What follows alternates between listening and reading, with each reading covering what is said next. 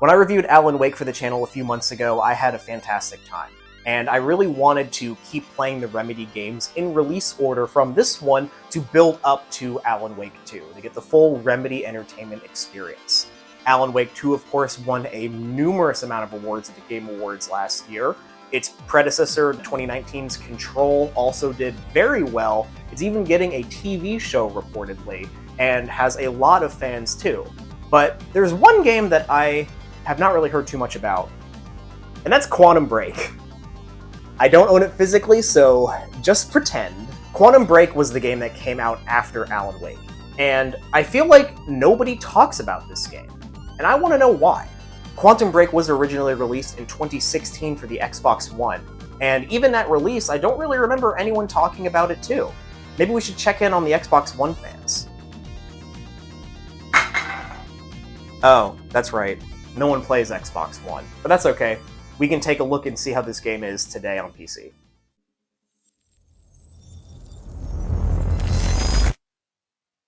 Quantum Break actually has a little bit of controversy following up its release. While originally revealed as an exclusive, Microsoft later revealed that Quantum Break would be simultaneously released for Windows 10 and would require the new DirectX 12.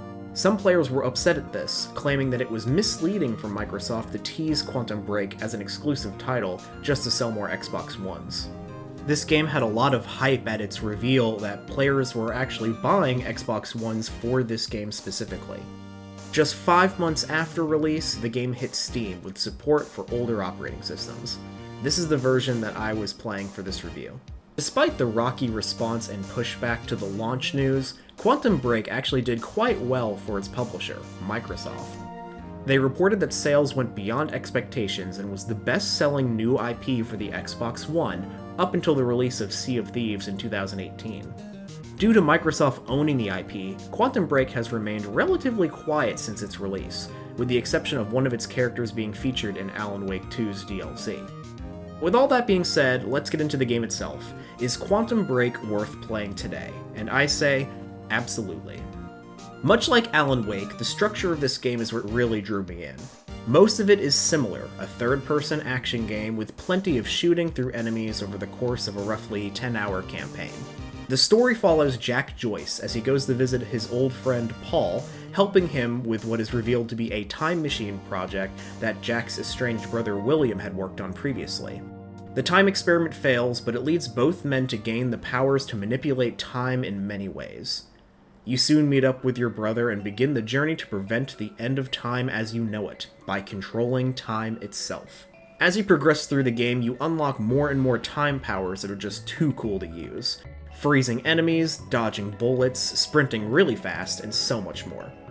Gunplay always felt smooth, and the game has a good emphasis of cover and using your environment to the best of your abilities. There is a slight emphasis on platforming throughout the game, which only shows up a few times, and it feels a little bit unresponsive. But this is usually used for greater set pieces as time breaks around you. Not much combat is needed when you're doing the platforming. The game is definitely at its best when you're taking down enemies, or even better, when you're fighting enemies that can also manipulate time. This makes each encounter push you to be more quick and responsive, which feels great when the game can keep up with your own actions. There are also a few minor boss fights that can be really tough if you aren't efficient with your powers, and the final boss fight was probably the most challenging portion of the entire game, thanks to it throwing waves of enemies through the fight while also fighting that final boss. Most of this game is propelled by its story. You do still get a good variety of locations and set pieces to go through, and of course, again, it's very story-driven. But what is here is still very fun, with each combat being its own experience, and the platforming elements, while a little bit clunky, kinda similar to Alan Wake's clunky platforming, still adds a little bit of variety that doesn't overstay its welcome. The game might feel like it's a bit short at only 10 hours, but it is a well-crafted story, at the very least in my opinion. Now, this all may not seem that special, but it wouldn't be a Remedy entertainment game without a curveball thrown into the mix, and that is the element of its TV show. Much like in Alan Wake, Quantum Break also experiments with a television show component to be told within the story, and they really went all out for this one. It was handled by its own separate studio with director and very famous actors as well. Sean Ashmore, Aidan Gillen, and of course the late Lance Reddick. Dominic Mahonigan shows up as well, and it's a all-star cast. They really went out. And, people online will talk about whether or not it was executed well or if the writing was good for it. For me, I enjoyed it, and I really think it's just how Remedy blends multiple mediums together to tell their stories through video games that really stands out for me. I love how there are all the different options that you can choose that can impact that television show. It's almost like you're playing two different games at the same time, but they blend so well together. The show adds so much to the world and the universe of Quantum Break that it feels integral in how it tells its story. The game has multiple chapters, and much like in Alan Wake 1, chapters typically end with a licensed song that I can't play here, but one of them's a Paramore song, which I appreciated. And in between each chapters is an episode of the television show, and these are real TV-length episodes of a television show that really fleshes out this world. The quality is definitely up to debate, but I really vibe with it, even when it gets a little bit goofy. Sir? Are you alright? Who put you up to this? Sir, you ordered us to go through Dr. Kim's lab, find what we can— Who are you working for? You, sir! Liar! What the fuck?!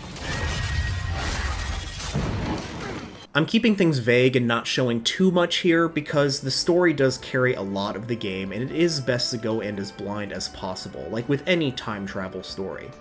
The other reason you're only seeing gameplay from the first few hours is because this game does not handle well on modern PCs. I experienced multiple crashes while trying to record gameplay, and even still had crashes when I stopped recording. Part of the reason is in the game's engine. Remedy used a new in-house engine called the Northlight engine, which has its own dedicated lighting system that makes everything look so bright and frankly complicated. I had some stutters during gameplay, even just trying to render every object in its own lighting on screen. I would also have moments of my character models just kind of bugging out. I think this game would really benefit from some modern patches to help it run better, but it's not unplayable in the slightest. You can still get through pretty well. To me, Quantum Break is a wonderful game. I love the dual nature of the gameplay and the television show, with great emphasis on character emotions and motivations. Having a whole dedicated studio to bring to life the Quantum Break world is a huge endeavor, and to me, it really pays off. The gameplay itself is solid fun, as is upgrading your time powers the way you see fit. Remedy games have a special way that really pushes how story is told in games, and the evolution of incorporating television into their stories is just fantastic. Quantum Break has become one of my favorite third-person action games, and I truly think this game is a smash hit. Any fan of Remedy's games should really give it a try. At the end of the day, I think Quantum Break is a fantastic game, and unfortunately it has a lot kind of stacked up against it.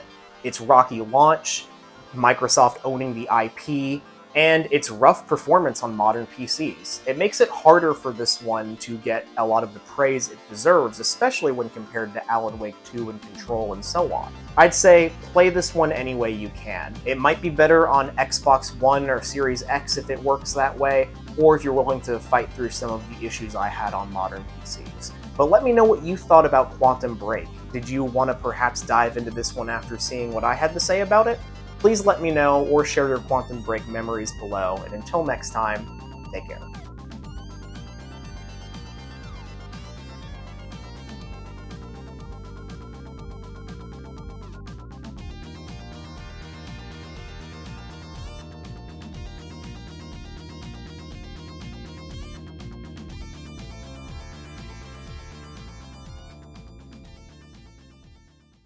Much like Alan Wake, Quantum Break, that rhymes. Much like Alan Wake. Okay.